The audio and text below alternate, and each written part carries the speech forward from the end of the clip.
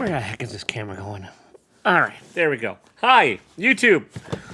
I'm Taylor. Welcome back to my channel. This is my sort of weekly comic book trade paperback review. Although this is not a trade paperback, it is a hardbound with the emphasis on the word hard.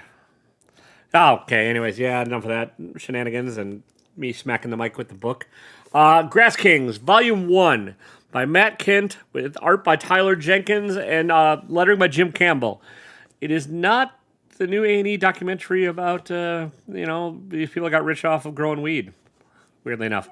And yeah, I gotta shut my email off because it makes noises and I don't plan these things well, folks. I just kind of start up and go. But I do have notes. You can't see them, but I do have notes. So I keep this rambling, hopefully a little bit linear. Possibly. Unlike this story, sort of. This is a strange book. The art is by Tyler Jenkins. He's not for everybody. He did the painted art of the new Fear Case story, which is also by Matt Kindt. So they collaborated numerous times. This is an earlier collaboration. This is the first volume, I think, of a 13, 14 issue series. And it wraps up the first arc. This is the only bit of it that's been collected. The rest, I think, is just loose. And so, like, if you're interested, you're going to have to either find this and then find all the loose issues, or maybe you can find everybody selling, or somebody selling all the issues at once on eBay or something like that. Is it worth getting? It's a strange story, but I think so. I'm going to hold on to this because I want to read the rest of it and see how that all wraps up. So, no giveaway this week either. Sorry. But, Grass Kings, here's a little bit spoilery, sort of tells this story of an off-the-grid town, the Grass Kingdom, as it were, which is, a bunch of people living down in vans down by the river, kind of like, Chris Farley. Not really. Outlaws, vagabonds, rapscallions, people hiding from other things, people with troubled pasts, all just kind of banded together and form this little outlaw community, about 40 miles away from the nearest town of Cargill. And the Cargill sheriff and the self-appointed sheriff of the Grass Kingdom have a run-in and stuff. And there's also other run-ins. There's a missing woman at some point and a missing girl. And then the sort of head of the town is town's sort of run by two brothers. There's three mentioned, but one you don't meet, and I don't know if you ever will. But Robert, who's sort of the de facto mayor, if there is one of the town, just the kind of the leader of the community, and Bruce, who's the self-appointed cop. There's not really, an official sheriff or anything because it's an off-the-grid town and the community of people just sort of banded together. But they're the sort of focal points of the story. Robert, much more so. Robert's story is kind of the framing focus. Well, there's the thing is there's a couple framing devices used in this, and it gets a little clunky at times. But there's Robert's backstory as part of it, and he has a daughter that went missing and is presumed dead years ago, named Rose. And he's taken to drinking and lives alone in this town and stuff. But this is sort of a path to redemption-ish, but also just a more path to like functioning leader, more so maybe than redemption. And Bruce is sort of his enforcer / his story is much more side at this point, and he's the town cop, but he also has a past where he was an officer somewhere else, and something happened. They don't really get into that in this volume. There's a lot of that in this book. There's a lot of all these characters have a past, and that eventually might get explored through this series, but they're not all explored in this volume. So it's kind of a whole lot of mysterious strangers are dealt with in here. And it works for the most part. It's sort of hard once in a while to keep track of who is who because of the loose kind of painterly art style of Tyler Jenkins.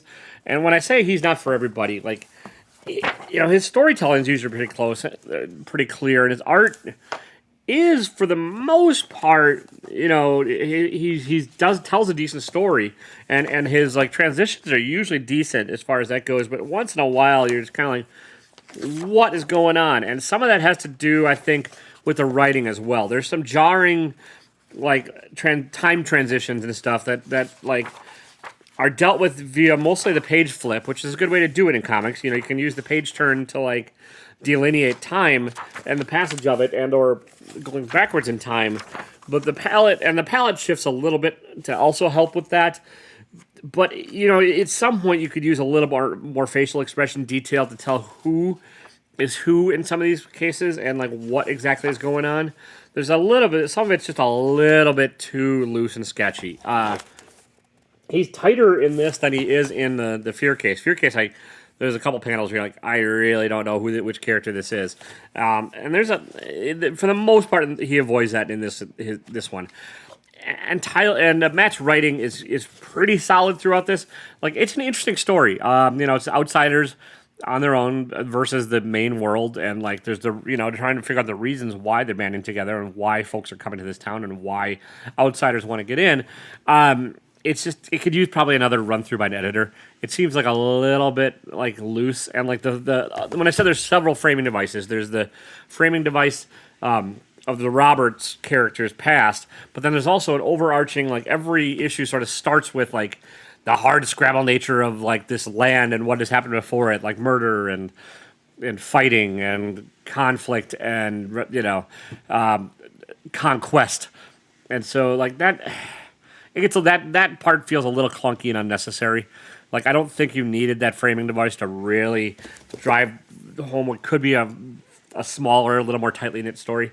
I sort of understand why he did it, but it's just like, yeah, I think with one more pass through, I think it would have been a better story without some of these extraneous elements, and like just kind of could have compressed it a little and focused a little more. And I think the same, honestly, I like the art and I love watercolor look and stuff. It tends to fit a lot with what I personally create when I create things, but I do think it also could have used another pass with an editor, which I get with watercolor is tricky. You get like one shot at this, and I'm not sure how he built this page, if it's all like traditionally comic book pages or if the panels are painted separately and then stitched together.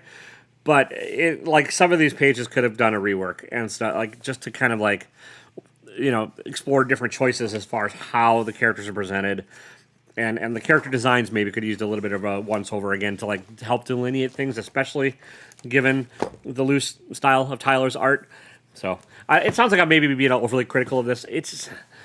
I really did like this book, and I think I think Matt Kindt's a great writing talent, and I actually think Tyler's a pretty darn talented artist as well. And he's been the artist on King of Nowhere as well, and I've liked his art in other places, and I like it here. It just feels like almost like a little bit of a rough draft, and I could use a little bit of a stronger editorial hand.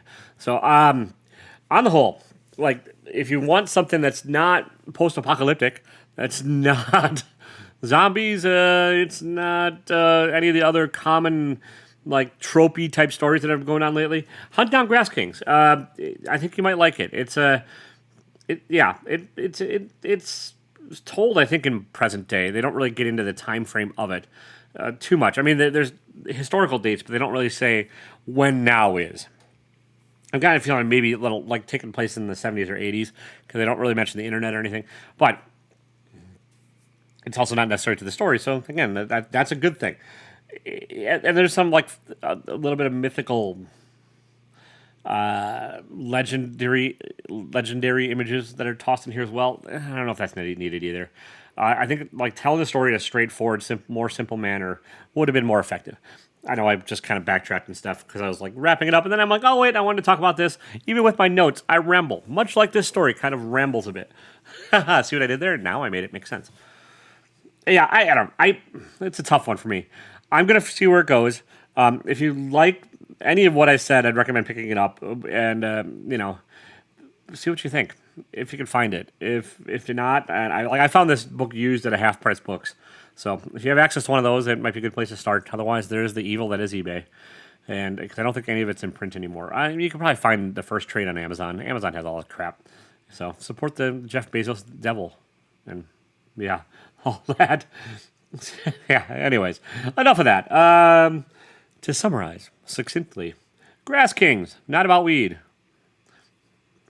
but it is about bonding together as a small community and fighting for what you want in life. Positive little message there. Patton Oswalt really liked it. He's got a call out on the front cover. So, and I agree with Patton. Give it a whirl. All right, that's enough of this one. Have a good week, everybody. Watch my other stuff. I got every Thursday morning I try and do my weekly comic book review show, which is the the comics that came out every week that I bought.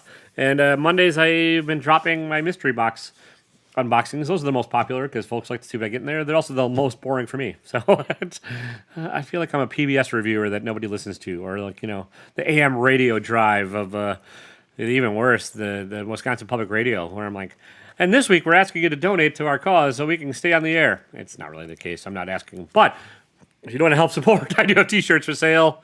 Linkity link in the description, and that's all I've got. I think I've stretched this one out as long as I possibly can. So take care, don't be a dick, and enjoy some grass, you kings of the earth. See ya.